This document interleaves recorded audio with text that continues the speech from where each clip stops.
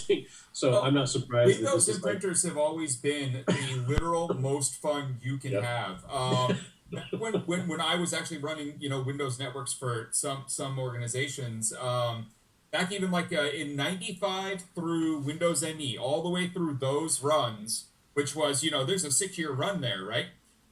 You could on the login screen, even if you were like network enabled login screen, even if it was like Novell network enabled login screen, you'd be at the login screen and you could right click in one of the boxes, the password or the domain or your username, and select everything, and then right click again, and on the bar at the top next to the X to close the login window, which would just pop the login window back up, was a little question mark. When you clicked it, it brought up the help about how to use the damn login window.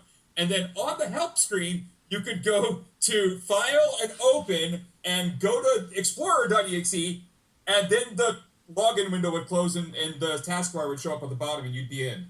And it didn't matter what security you had set up. That worked right, for 6 years. When I yeah, didn't know someone's password, I would do that. And for 6 years, that worked. And they yeah. never patched it no matter how many times they were told. I, It was the dumbest fucking thing. I love this thing. For the longest time, you could telnet to port 9100 on pretty much any device and give it. And people don't know PostScript. PostScript's a stack-based language, but you can do some cool stuff that creates a buffer overflow. And then, ta-da, you're in executive mode Yeah. on a device on someone else's network. It's Yep. like, well, now that we're going to play with VxWorks, or nowadays they have a real-time Linux. So there's lots of cool stuff, and it's like totally a black box. People don't know anything about some of these languages, Yeah. and I don't like to admit it, because when you tell people that, they go, "Oh, I've got a printer and it has a jam. Can you help?" And I'm like, no, I don't I really hate printers.